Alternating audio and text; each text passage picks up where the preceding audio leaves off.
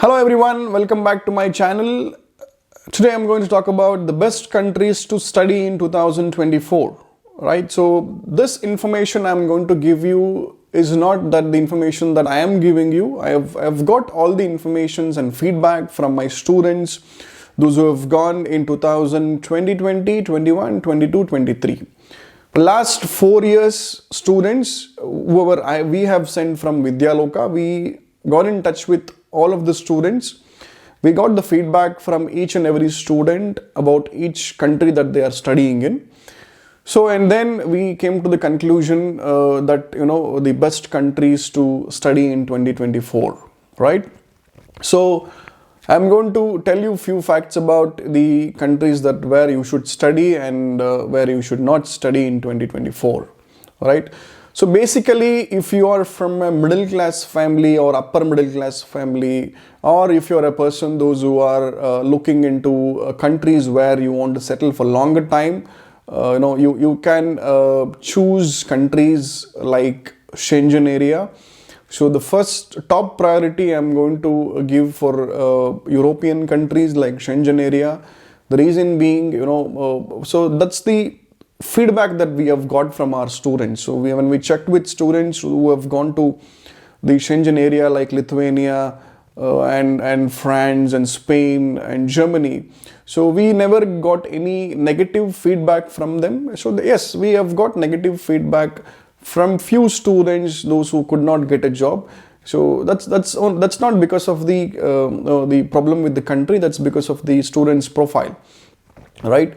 So basically, so these countries, this 28 countries in Schengen areas are really good. So the reason why I'm saying is because it's affordable. The tuition fees are really quite low, like, that starts from 2.5 to 3.5 lakhs. So that's quite affordable if you're from middle class family or upper middle class family. And then there are a few countries in Schengen area where you can even work for full time, right? So that will allow you to get back your invested money within 4 to 5 months of time. And then most of my students, those who have gone there, have got the jobs in their own sector. At least internships, they have got it, and then they are still continuing to live in those countries in Schengen area. In fact, I also live in Lithuania. So here I have not seen anybody without job. So at least internship options they have got. So that's pretty, students are pretty happy here, right? So first option, you can keep it Schengen area in European countries. So if your budget is about less than 10 lakhs, you can come here easily and then you can settle. Second option I can give you is Australia. The reason why I'm giving you Australia is because Australia, the weather condition compared to all other countries for Indians and the Asians, the Australia weather condition is really good. So we can, peacefully live over there. And also, before you go to Australia, you make sure that you look into the NOC code, So there we call it as ANSCO code. In Canada, we call NOC, but here it's all ANSCO, so Australia and New Zealand code. So before you apply for Australia, first you check whether your particular skill is listed in the long-term shortage. In ANSCO code, if you go, you can see 3 types of shortage. One is long-term shortage, medium-term shortage, the other one is short-term shortage. So long-term shortage is something that the country is looking for that particular skilled category from many years. So make sure you also come under that particular category, and then only you try for Australia. But if you come under those category, Australia is really good country. Getting PR is also easier. When I say easier, it's not the moment you land up there, you get your PR. It takes little time, like, 5 years, 6 years or 7 years, but eventually you can get your PR, easily. So compared to other countries, Australia, I would say the second best option, but Australia is, yes, little expensive. The minimum budget that you need for Australia is about 35 lakhs, including cost of living, I'm saying. But yes, getting part-time jobs are not so difficult. And also, if you're skilled enough, if you're talented enough, you can get your jobs in Australia in your own field. The third country I would say is about New Zealand.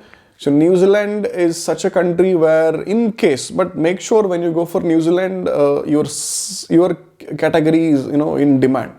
For example, if you're from hospitality background, if you're from medical background, if you're from IT background, then only you can choose in New Zealand, because that country is very small. It has already been filled with immigrants. But yes, the country would still need people, but skilled people. If you're just from BCom or if you're from some other BBM, I wouldn't suggest you to go to New Zealand. But even if you go there, no problem, and you can get your PR within 5-6 years of time in New Zealand. But be choosy.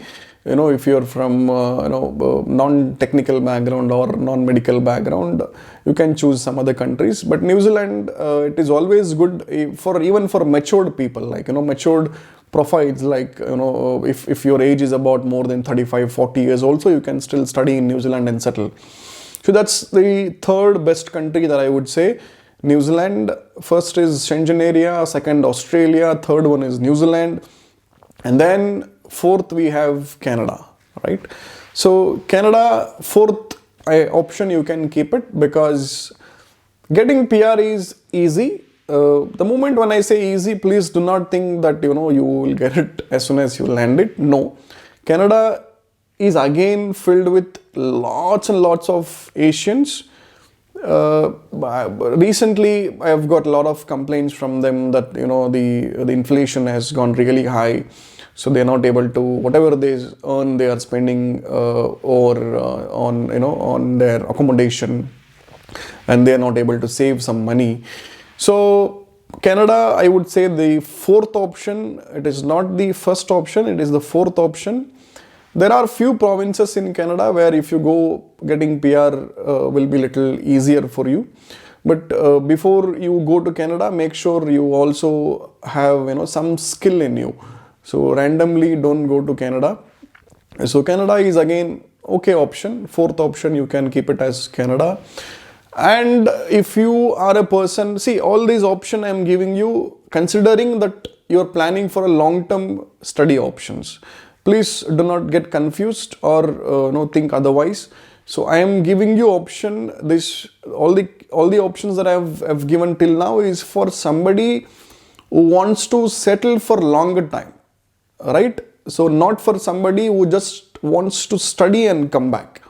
Who just wants to study and come back, I have option of two best countries. One is US, because getting a green card in US for Indians is next to impossible, because next 40 years you cannot get a green card, because already it has been lined up.